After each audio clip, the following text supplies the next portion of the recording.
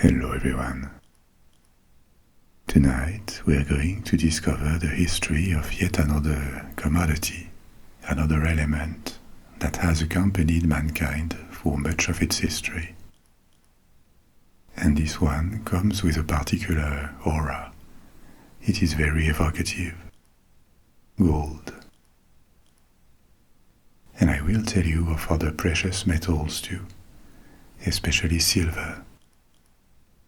From how they were discovered, to their mining, their production, their status in different societies, what constitutes their value, how they shaped aspects of human history.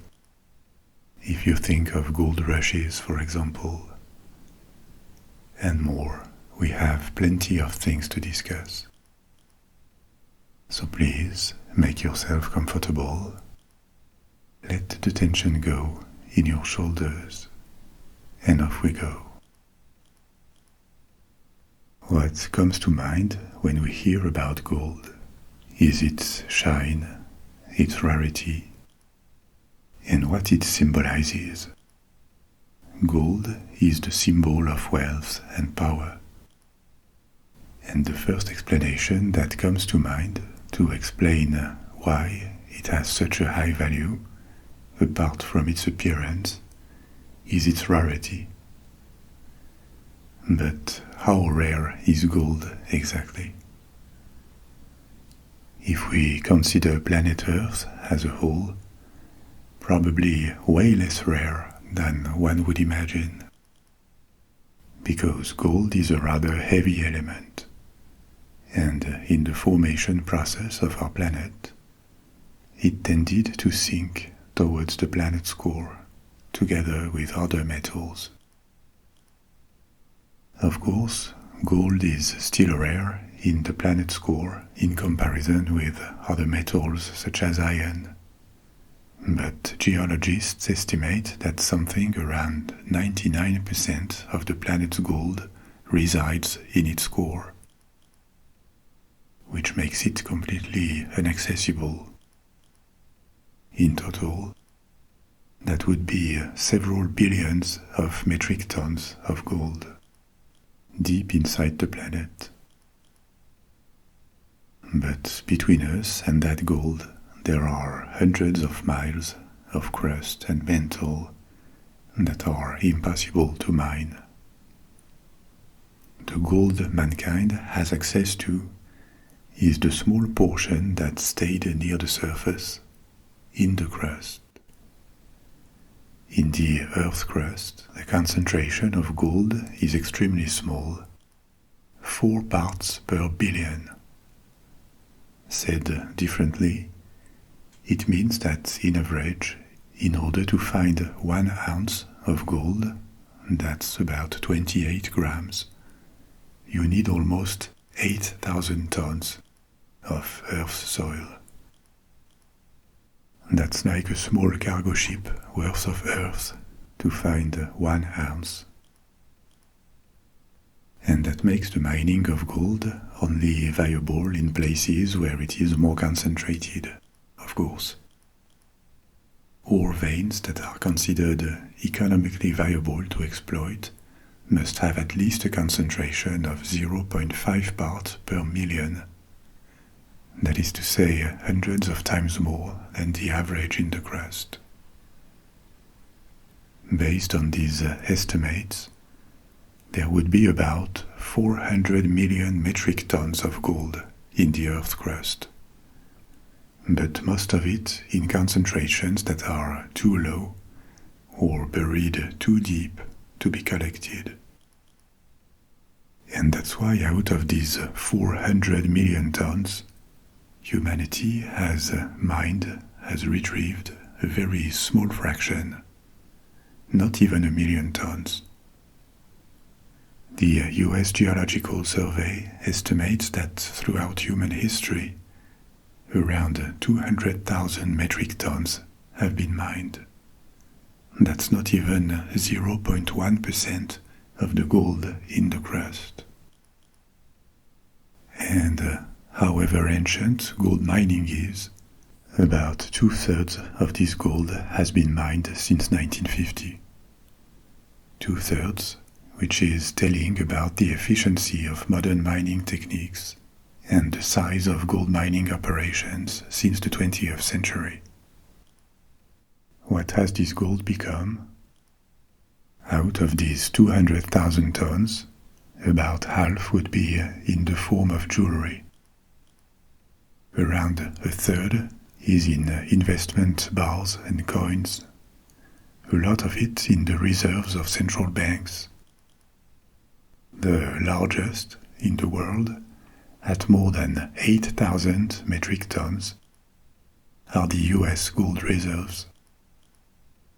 They are stored primarily at the United States Bullion Depository in Kentucky, better known as Fort Knox. Other large national reserves of gold, about 2,000 or 3,000 metric tons, are found in Germany, China, Italy, Russia or France. These are mind-boggling quantities of gold, but relative to all the gold stored around the world, it is not that much. I told you that US reserves were at 8,000 tons. Out of 200,000 tons mined in history, that's only 4%, or 6% of everything, all the gold that was mined since 1950.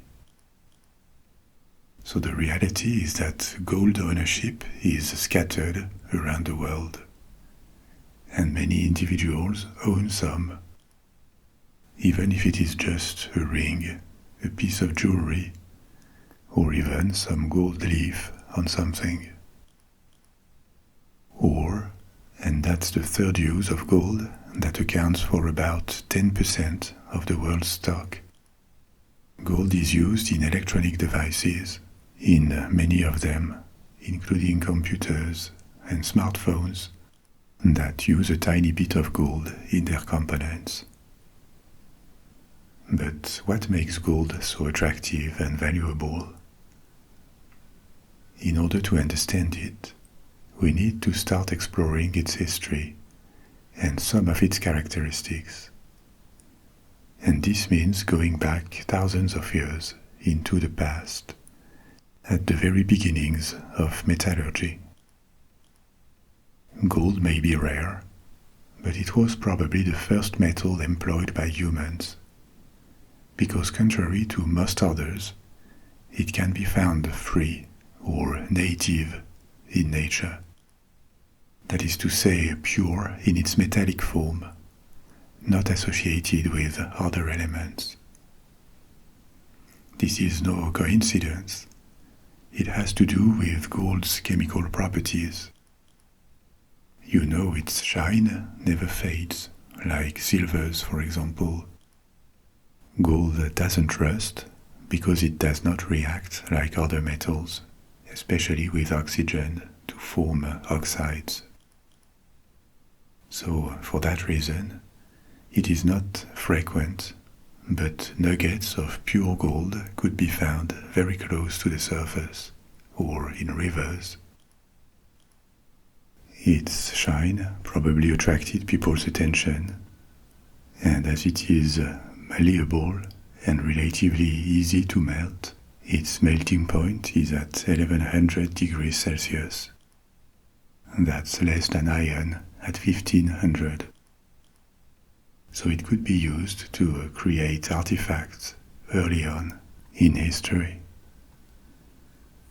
The oldest gold objects that are well dated and that we know of are from the 5th millennium BC, and they were found in Bulgaria. That's centuries before the appearance of the first urban civilizations in the Middle East or in the Indus Valley. And it is even older than the oldest known large monuments, such as the Egyptian pyramids or Stonehenge. About at the same time, it is believed gold artifacts also circulated in Egypt. in this very early period called pre-dynastic in Egyptian history, and a little bit later in Mesopotamia. Silver seems to have been discovered a bit later than gold, around 4000 BC, probably because it requires extraction from ores. Like gold, it is rather malleable and could be shaped without advanced tools. Stone tools could be sufficient. So these two metals were uncommon, which made them desirable. Their shine was attractive, especially gold. Silver may darken, but its shine can be restored by rubbing it a little bit, so it was also aesthetically appealing. The two metals could also be worked, and these initial characteristics probably established their value, their appeal. And this probably explains why most ancient cultures gave them a special status, but with important differences. In ancient Egypt, gold became more than a metal. It was perceived from the early period of civilization along the Nile as a kind of divine substance and a symbol of eternity, of power and wealth. The very first artifacts made with gold found in tombs that include beads and ornaments like bracelets date from 4500 BC. That is to say, this pre-dynastic period, before Egypt was unified, and as its culture was still in its formation phase. By the Old Kingdom, the following period, in the 3rd millennium BC, gold mining had been organized by the state, with hundreds of workers, maybe thousands, on certain sites, exploiting mines. Gold was rather abundant in Egypt, in its eastern desert, and even more to the south in Nubia, which corresponds to the north of Sudan today. In Nubia, there were mines and also deposits in riverbeds. This abundance of gold in Nubia was the main reason why, along the history of Egypt, the control of this region, either with close commercial ties or direct occupation, was always a concern of the pharaohs. And much of the gold that ended up in the temples or in the tombs of ancient Egyptians came from Nubia. We know that gold in ancient Egypt was applied to all symbols of power: crowns, scepters, pectorals, the cobra that pharaohs had on their crowns. All of this was made of or covered in gold. It had a few practical uses too, for very luxurious objects like plates or cups, and also for a tiny elite and special occasions.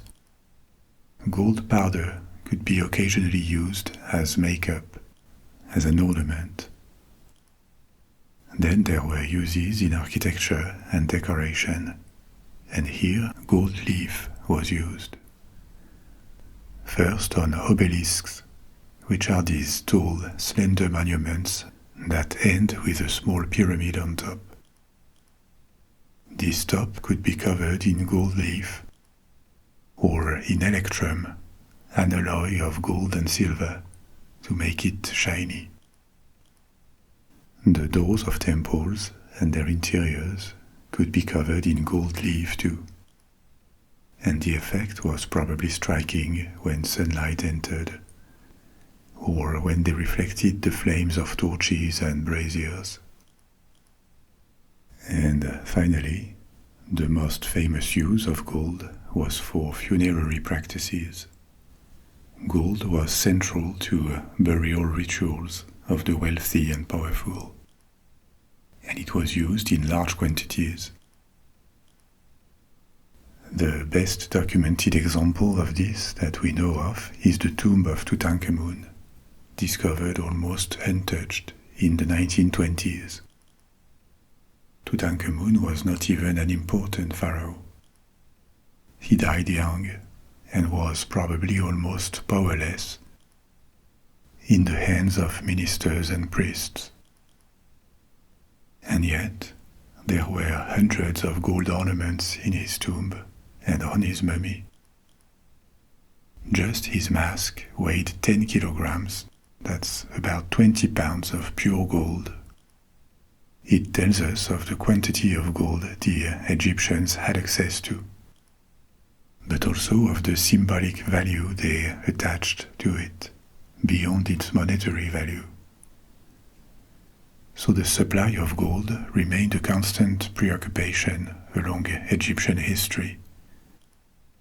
And another proof of it is that they established some of the first geological maps we know of. In the Turin Papyrus map, which is from the end of the New Kingdom, the late 2nd millennium BC, we have a map of the Egyptian Eastern Desert with its gold mines, its quarries, and also workers' settlements. The importance of gold in ancient Egypt and the duration of this civilization had a big influence on the Greeks and later the Romans. To them, Egypt was the land of gold. It had a reputation of wealth and magnificence that lasted long after Egypt had declined as a great power. Now, one use of gold or silver that we may think of, but was not developed in Egypt, was coinage, minting, the use of metals, including of lesser value like copper or bronze, to mint coins. Actually, the first gold coins we know of around the world appeared only in the 1st millennium BC, after the decline of Egypt. And it is believed the first kingdom to introduce standardized coins was Lydia, an ancient kingdom in Anatolia, modern Turkey. I told you about it in a previous story about the mausoleum at Halicarnassus. By the 1st millennium BC, metals were already used for transactions, but there were no coins. For large purchases, large transactions, metal ingots were transported, especially of silver, that was more common and less expensive than gold. Metal ingots in the Eastern Mediterranean and the Middle East had standardized shapes and weights, and it is believed they were recognized as a kind of currency, but only for very large transactions or the payment of tributes, because obviously one ingot of silver had an important value. This could not be used for small transactions between individuals. At the time, a lot of state gifts or tributes were paid, expressed in silver or copper. But in the late Bronze Age, coins were introduced, so starting in Lydia, but in a few centuries, the practice spread to the Old World, from China to the Mediterranean. Coins were a way to pay for transactions of a smaller size. They introduced a currency that was more usable. Now, a big difference with modern coins or banknotes is that today we attribute value to these means of payment not because they are made of precious material. We know they have worth because they can be used to pay for goods and services. They will be accepted. And their value derives from their daily use in the economy and the fact that they are official and issued by a single legitimate legal institution a central bank. There is a government and an entire economy behind them. So in other words, the value of these means of payment is based on trust in institutions and on the anticipated acceptance of them when we want to buy something in the economy. There was nothing like that in antiquity. No way of controlling that coins could only be issued by a single institution, because anyone could have replicated them. So the value of coins in antiquity was defined by and limited to the value of the metal they were made of. They had to be of gold, silver, or lesser metals such as copper and bronze. And this was what determined their purchasing power and their acceptance. But that's something important for precious metals, because it is the moment when they start to evolve from ornaments, decorations, symbols of status, or religious, sacred symbols, to also become means of payment. Of course, they already had a value for exchanges. They were traded before and they could serve as tributes. But with the introduction of standardized ingots and later coins, their role in facilitating trade became much more important.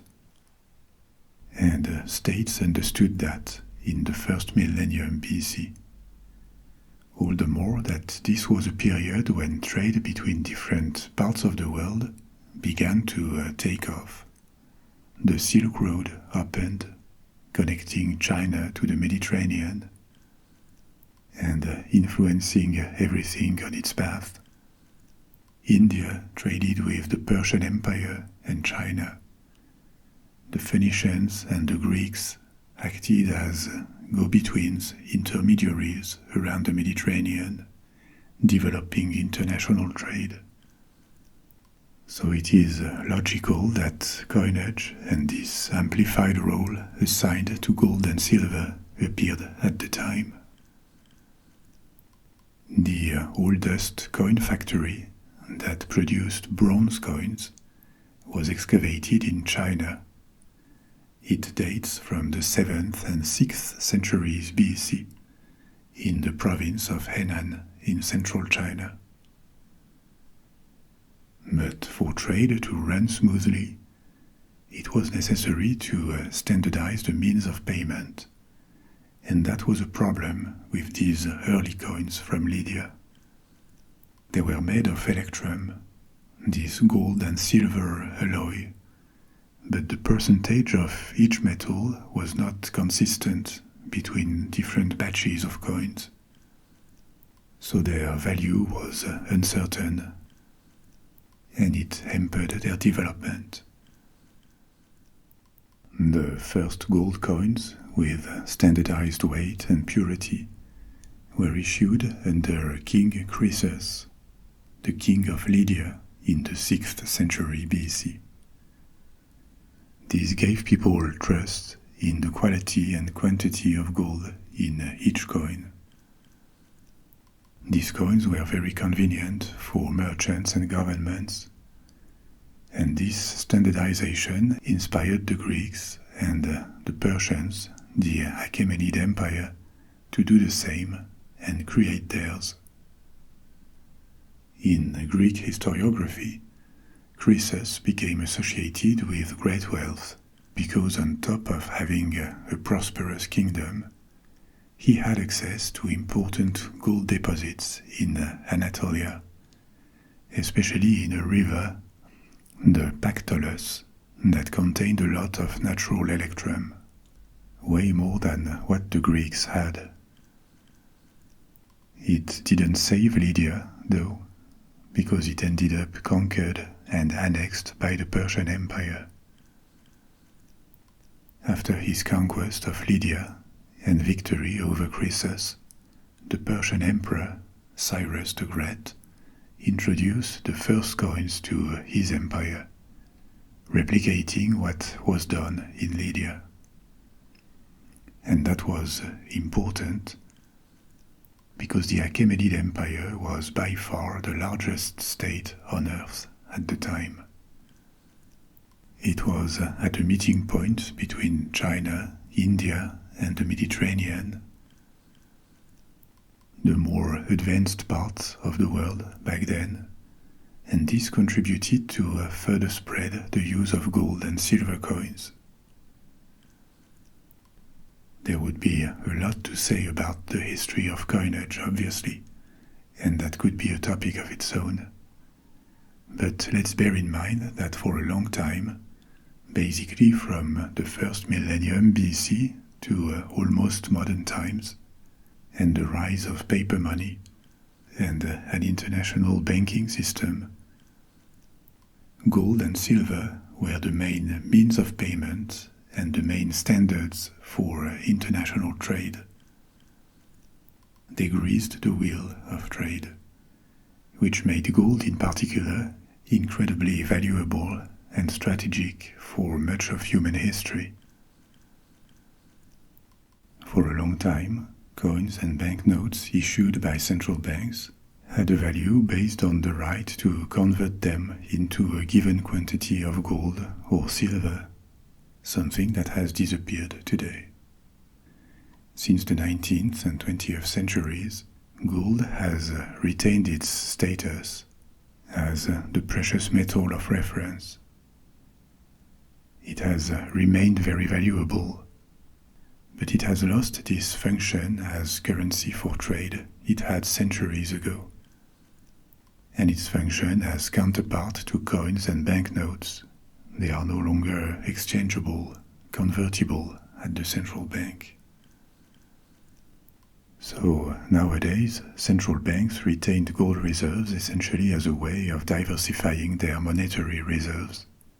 It is a reserve of value, one of the things that guarantee their financial strength, that they are solid institutions, and that the currency they issue is worth using, because between other things, they have a few hundreds or thousands of tons of gold in a safe that could be used.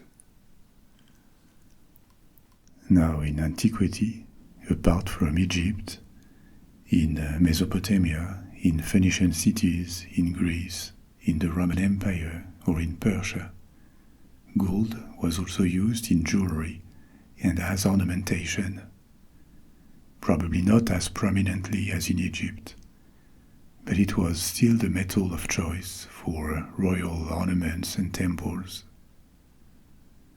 The most precious Greek statues, for example, were covered in gold leaf, or made with ivory and gold, such as the statue of Zeus at Olympia, one of the 7 wonders of the ancient world. This type of statues, that were made of wood and covered with plaques of gold and ivory, were called chryselephantine statues, literally of gold and ivory. But the access to gold could vary dramatically from one part of the world to another. And a good example of that contrast in medieval times was Europe versus the Americas before their discovery by Europeans, or versus Africa. In medieval Africa, the most powerful state was probably the Mali Empire in Western Africa, which had access to large gold deposits that it traded with the Islamic world in North Africa and the Middle East. In the Americas, be it in Mesoamerica or in the Andes to the south, gold was way more frequent and accessible than in Europe. In all these places, gold was precious and had this special status due to its appearance and relative rarity, but nowhere as much as in Europe, which was starved of precious metals at the time. Starved of gold and to a lesser extent of silver. Why was that? Because first, Europe did not have large and rich mines. There were some in Spain or in Austria, but they were not that productive. And second, because structurally, Europe lost its gold. It was a buyer of foreign products, especially spices, and also silk and other fabrics. It was a buyer of foreign products, especially spices, and also silk and other fabrics, ivory, gems, that came from Africa or along the Silk Road and the Spice Road, via the Middle East and trade hubs like Alexandria or Constantinople. Europe had a few things to sell, but nothing as valuable or in high demand. And so structurally, it was buying more than it was selling. This meant the difference had to be paid somehow, and somehow meant in gold and silver. So this drained Europe of its precious metals, and as a result, medieval Europe was probably the one region of the world with the least stock of gold, which also meant that the value of gold was very high as a result of its scarcity, and that contributed to turn gold into the ultimate symbol of wealth.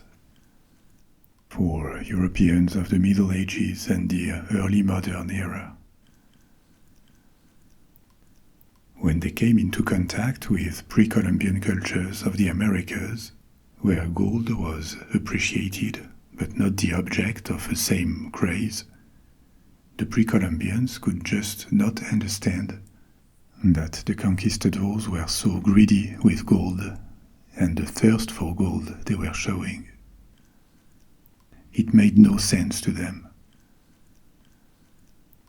The one region where gold was not that sought after was North America, among most Native American peoples. They just saw no value in gold. Because even though it was pretty, it was also useless. Not strong enough to make any tool or weapon with it. So they never bothered to collect it.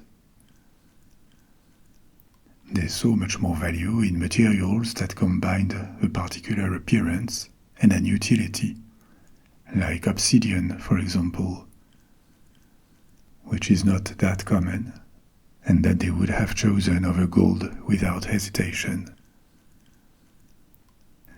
And this example of pre-Columbian North America, north of Mexico, reminds us that the value of gold is something totally cultural. It is useless. We may find it beautiful and shiny. There is probably something of this beauty that is spontaneously appealing to humans, beyond particular cultures, maybe because it reminds of the sun. But still, gold has value only because of its aesthetic appeal and rarity, but it is not something necessary. It is not something useful at all, except nowadays in a few electronics applications. But still, that's not a vital kind of material. So its value is purely based on its desirability as a reserve of value or as a symbol of wealth. Does it mean that its value could drop one day? Theoretically, yes. But what makes gold a solid reserve of value is the weight of time and its appeal across multiple cultures. An appeal that may not be universal, as we just saw, but still very widespread across time and space. After thousands of years of high valuation, after gold has been associated with symbols of power in crowns, in scepters, in religious ornaments, the high value of gold is very well installed in culture. And it is constantly reinforced because it is visible as a symbol of wealth. And this is what gives it value, rather than its rarity. There are plenty of things that are rare but not valuable. You know, there is this apparently absurd enigma that says what is rare is expensive, but a cheap car is rare, so a cheap car is expensive. It sounds absurd, but only because the first of these propositions, what is rare is expensive, is plain wrong. Plenty of books were printed at only a handful of copies. It doesn't make them very valuable. Eggs with 3 yolks are extremely rare, 1 out of 25 million eggs. But it does not necessarily mean you would pay to have one. It's not worth it. Rarity is a condition of high value, yes, but not the one determining factor. It needs to be paired with something that makes the thing desirable. But the cultural value of gold is unique. It has the perfect mix of desirability for its appearance, rarity, and cultural appreciation. And that's why its value is so well established. The proof of this is how resilient it has been to the rise in the stock of gold. I told you at the beginning that 2/3 of the gold in circulation around the world had been mined since 1950. So in other words, the quantity of gold in circulation in the world has tripled in less than a century. And yet, its value has remained very high. If we think in current currency, it even seems to have skyrocketed. For example, in 1950, 1 ounce of gold was valued at $35. Nowadays, it is above $3,000. But that's in current terms. If we take into account inflation, that has also diluted the purchasing power of $1, its value has gone through large moves, but overall, it has retained its purchasing power. So, over this long period, gold has been a good hedge, a good reserve of value. In order to make people really lose interest in gold and see its value fall down, it would take either the discovery of huge deposits or the emergence of another, more attractive reserve of value that would make many people try to switch to something else. Or, in the very long term, there could be a cultural shift that would make the accumulation of something material, a physical quantity of gold, undesirable. None of this seems to be about to happen, so the value of gold still looks solid. Now, returning to pre-Columbian America, for cultures in Mesoamerica and South America, gold was still appreciated and sought after. The Aztecs regarded it as the product of the gods, a substance that would have arrived on Earth directly from the divine dimension. In South America, the Incas also had large quantities of gold mined in the Andes, in Peru and Bolivia. And Colombia was another place where gold was abundant. You heard of this myth of El Dorado, a supposed city or land hidden somewhere in the Americas that would have been made entirely of gold. This myth emerged in the years following the Spanish conquest of Mexico. and their first expeditions to South America. This name, El Dorado, is derived from the name given by the first Spanish explorers when they saw a ceremony of a people called the Muiscas in modern Colombia. The king of the Muiscas would cover himself in gold powder, before walking into a lake to wash the gold as an offering to the gods, whereas at the same time his followers threw golden objects into the lake. They called this king, or the ritual, El Rey Dorado, El Dorado, the Golden One, and as the rumor spread in Spanish colonies and then in Europe, El Dorado became a place. Of course, it was never found, even though various expeditions searched for it in the 16th and 17th century. But the Spanish did find a lot of gold in America, and their insatiable greed at the time is also the consequence of this particular status that gold had acquired in medieval Europe as the ultimate symbol of wealth.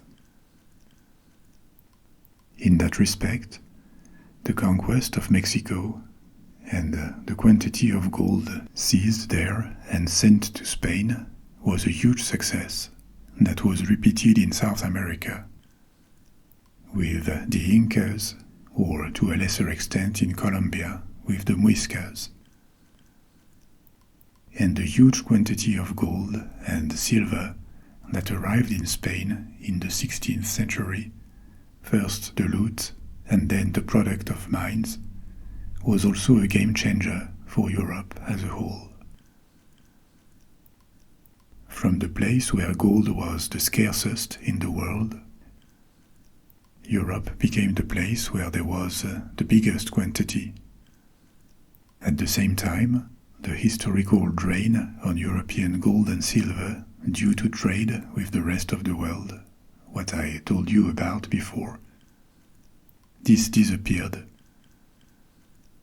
Because from the 16th century, European merchants were now taking control of oceanic trade, spices, silk, gems, and soon colonial crops like sugar, cotton, tobacco, dyes.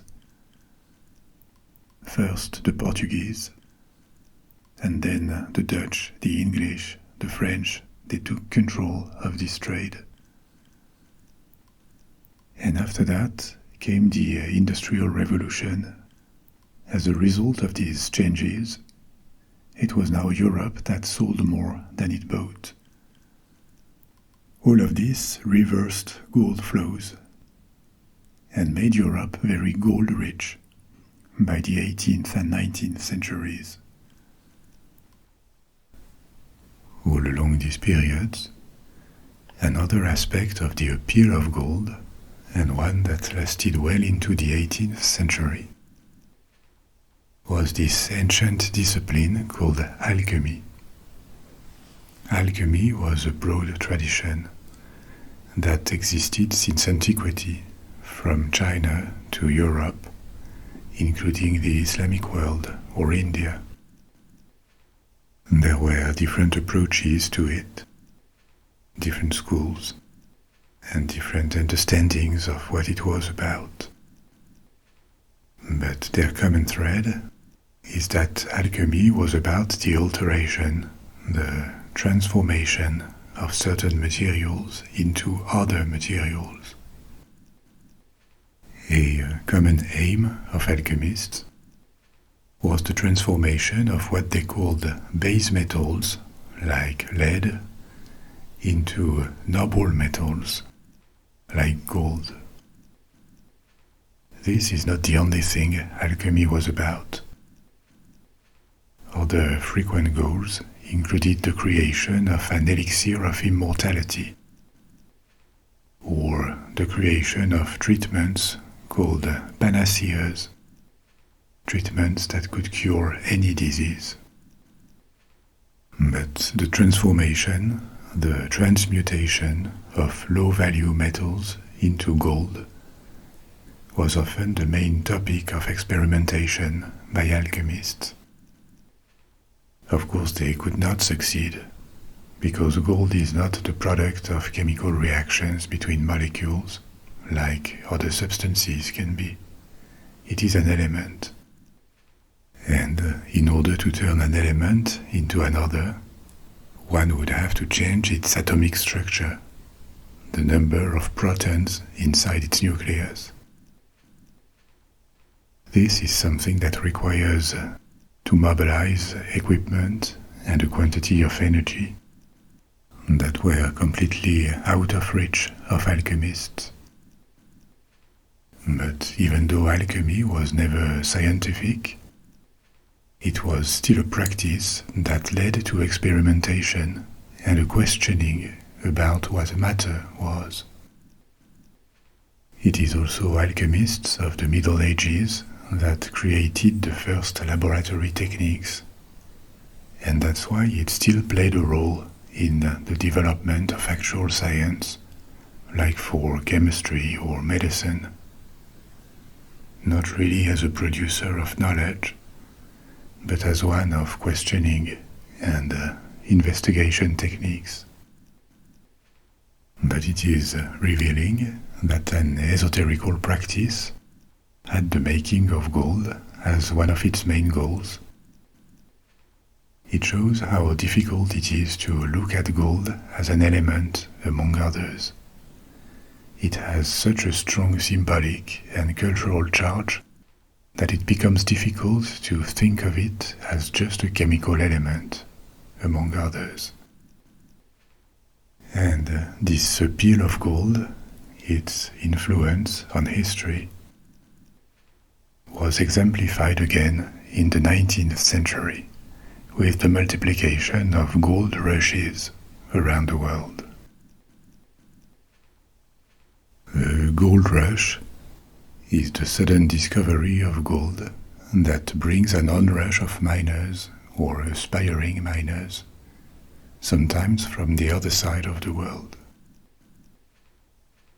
We may think of the largest gold rushes to the US, like to California or Alaska, or to Canada, the Klondike Gold Rush, also to South Africa or Australia.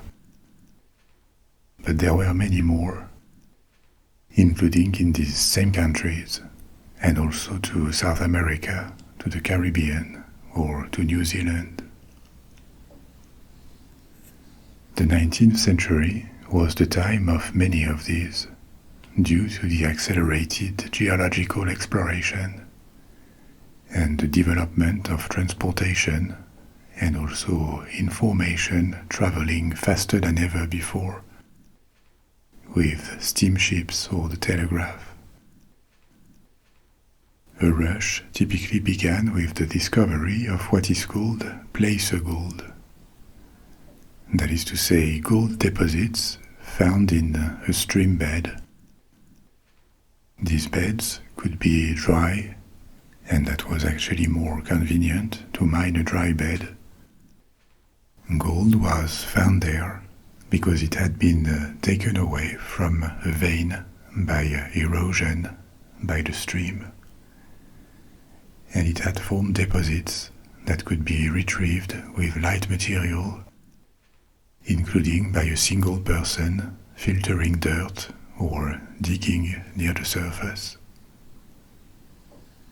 A few fortunes were built like this by individuals lucky enough to strike gold and exploit it discreetly, or buying the land and moving to a bigger operation. What made this kind of prospection so attractive to recent immigrants and Europeans, essentially poor Europeans, was that with no experience and minimal equipment, all hopes were possible. So even in remote locations, all streams and many rock formations were searched for nuggets. Once they were discovered, though, these spots were quickly searched and depleted, but they indicated the presence of larger gold deposits upstream in traditional ore veins, more or less deep underground. And that was when the need to move on to larger equipment and many more people made it impossible to hide the discovery. The news could spread quickly, and hundreds or thousands of aspiring miners would rush to the place in the hope of finding a piece of land to exploit or another spot nearby. This pattern repeated itself many times in America, and not just in the West. The very first gold rush in the US was in 1799 in North Carolina, east of Charlotte. Then there was one in 1829 in the southern Appalachians, the Georgia Gold Rush. And after that came the most famous, from 1848 to 1855, the California Gold Rush, that not only became famous worldwide, but also set a blueprint for gold rushes. Other than aspiring miners, some people understood that money could be made not only in prospection and mining, but around them. Infrastructure, retail, construction, machinery and engineering.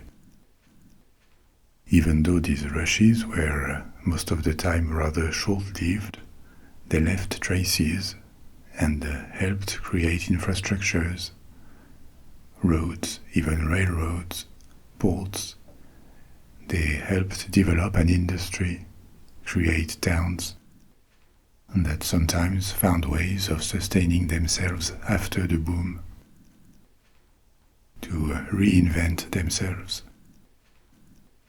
That was the case of San Francisco, for example, that boomed thanks to the California Gold Rush, from a small settlement to a commercial and transportation hub. And when the rush ended, the city suffered, but it survived and diversified to grow much bigger. Other American rushes include many smaller ones in the Rocky Mountains, in Colorado, Idaho, Montana.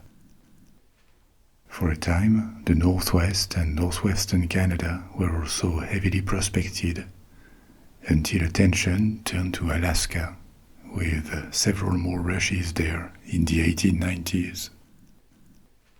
The last of the great gold rushes in North America was in Canada, the Klondike Gold Rush, in the Yukon Territory.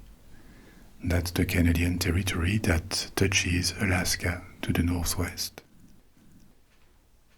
The Klondike is a river in which, in 1896, local miners found gold. The news reached Seattle and San Francisco the following year, in 1897, triggering a huge gold rush that included an estimated 100,000 prospectors. A few became wealthy, the first ones to arrive or the lucky ones, and the vast majority went in vain. The most motivated moved soon after to other spots in Alaska to keep searching. Out of North America, another major rush was in South Africa, and that would become a big deal, because in the 20th century, South Africa became a huge gold producer with its mines. For a significant part, this dramatic increase in the quantity of gold extracted worldwide I told you the stock has tripled since 1950 and even quadrupled since 1900. This is due for a big part to the exploitation of South African mines. This big South African rush in the 1880s led to the founding of Johannesburg. To illustrate how big that was, in 1886, South Africa did not produce gold, or not significantly. In 1896, 10 years later, it accounted for 23% of the world's output. Another thing these rushes accelerated in the late 19th century and the early 20th century was the use of new extraction methods. For example, in South Africa, potassium cyanide was used to extract gold from low-grade ore. Many new techniques like these, from the use of chemicals to the use of pressurized water to dig veins or rocks with low concentrations of gold. These have been implemented and have made viable the exploitation of deposits that would not have been practical or made sense financially before. And there were more of these rushes around the world. To conclude on that, they also played a role in the development and migration to Australia, especially the biggest ones, the New South Wales and Victorian gold rushes in 1851, and again in the 1890s, the Western Australian gold rush. In Australia, like in South Africa and America, many arrived as would-be prospectors, and they were not lucky in their search for gold. But since there was land to grab, or they were encouraged to settle, they stayed and became farmers. That move was often chaotic and violent because law enforcement was minimal, and force, rather than right or fairness, determined who got what. And the natives, when there were some living near the places where the rushes happened, were always the losers, with dramatic consequences for them. This peak period of gold rushes is the second half of the 19th century. But even though these past migrations belong to history, it would be a mistake to think the era of individual miners hoping to strike gold ended. It never did. It just became much less visible. There are an estimated 10 to 30 million small-scale miners today, far more than at the time of the California or the Klondike Rush. They prospect not just for gold, diamonds and other gems are also important. Millions of them are in Africa, and to a lesser extent Asia and South America. Just for Africa, it is estimated that billions of dollars in gold are smuggled out of the continent each year. For a large part, gold mined by these small independent miners, wherever they can, often out of any legal frame. And this gold transits through the Middle East, like the Emirates, and from there it is re-injected into the world market. So we cannot call that rushes anymore. But with the families and the local spending of the revenues generated by this activity, tens of millions around the world depend partially or entirely on that type of mining for their livelihood. And as I told you, they do not mine only gold. There is silver, there are gemstones, But apart from these, there are other precious metals too. So let's take a look at these. What constitutes a precious metal? The definition of it is more economic and cultural than scientific. Precious metals are rare and have a high economic value due to a sustained demand for them coming from their use, for example in industrial processes, or from their desirability as stores of value and use in jewelry making. They are also shiny. This is part of their appeal. There are elements that are rare, rarer than gold, and more expensive than it too. For example, plutonium is. Its natural concentration in the Earth's crust is 4,000 times smaller than gold. And even though it is not directly comparable, because there is not an open market for plutonium, the production cost of 1 gram of weapons-grade plutonium is estimated to be about 50 times the current price of 1 gram of gold. Plutonium is also a metal, and even though it could be said that it is precious, because it is expensive and rare, this is not what precious metals mean. They have to be pretty too, and recognized as a store of value, as I said, even under the form of jewelry. This is why the list of precious metals includes generally coinage metals, gold, silver, and also copper, even though it is way less expensive. For comparison, copper is traded by the pound mostly. It is worth $4 to $5 per pound. That is to say around 30 cents per ounce. So 30 cents for 1 ounce of copper versus more than 3,000 for the same mass of gold. That's 10,000 times more expensive. To these coinage metals are added metals from the platinum group, which are noble metals in the chemical sense, meaning that they are not very reactive.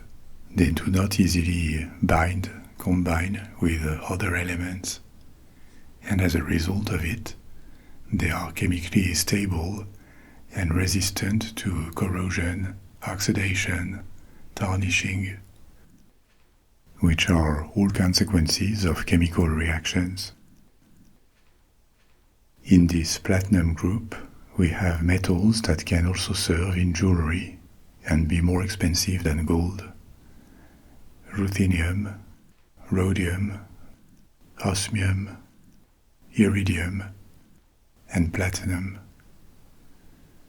This last one is the most widely traded of them. And again, for comparison, 1 ounce at the moment is worth around $1,300 versus $3,000 for gold.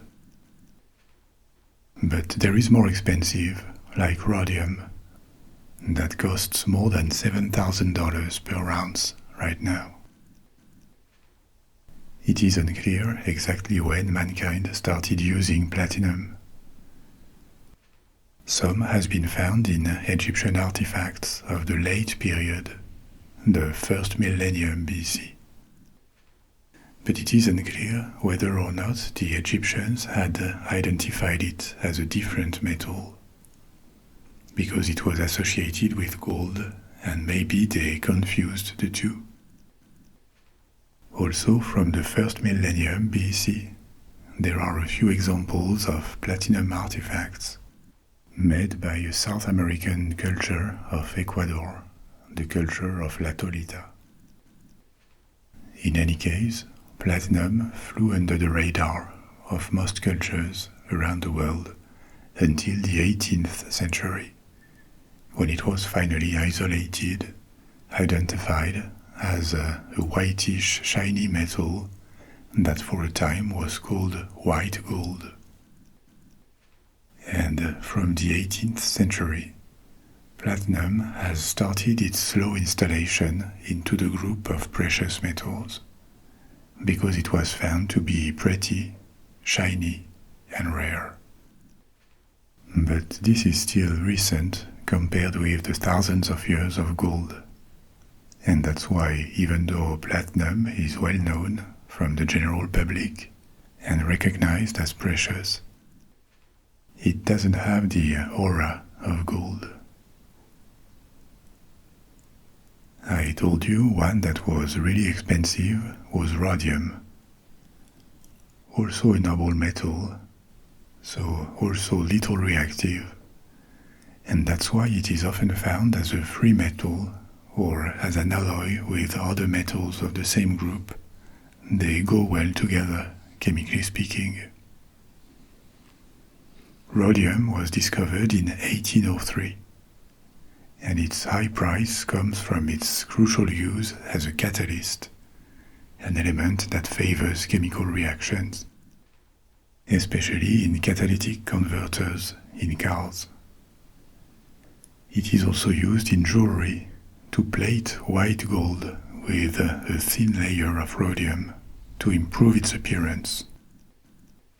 White gold is an alloy. It is not another metal. An alloy of gold with at least one other metal, usually nickel or palladium. Sometimes a bit of copper to increase malleability. Still, a common white gold formulation in jewelry contains 90% gold, so it is still rather pure. But in appearance it will look more silvery than yellow natural gold. The other factor behind the high price of rhodium is its rarity too. 0.2 parts per billion in the Earth's crust. For comparison, I told you the same metric for gold was 4 parts per billion. So gold is at 4 and rhodium is at 0.2. It is 20 times less frequent. And still to picture things, in order to collect 1 ounce of gold, I told you you needed a small cargo ship of Earth's soil in average. For 1 ounce of rhodium, that would be a supertanker worth of soil. So between the rarity and the industrial demand, and its use in small quantities in jewelry, you have the elements that command this high price of rhodium. Among naturally occurring precious metals, rhodium is the most expensive, but just for the record, not the most expensive of all metals. If we include synthetic ones, the ones that do not exist naturally and have to be synthesized. As of August 2025, there is californium, a synthetic and radioactive metal which is only produced synthetically and in very small quantities, 30 to 40 micrograms per year. At this rate, it would take thousands of years to produce 1 gram of it. But still, if we extrapolate the cost of californium, it would be worth around $750 million per gram. A very theoretical gram, given that such a quantity was never synthesized. But still, if one metal deserved the adjective precious, it would have to be this one. As always, there could be way more to say about tonight's topic. But we have reached the end of our little exploration journey. If you are not sleepy, you can pick another story from my library and embark on another adventure. Or you may let go, keep your eyes shut, and fall asleep. I'll be back soon with another story. And in the meantime, sleep well, sweet dreams, au revoir.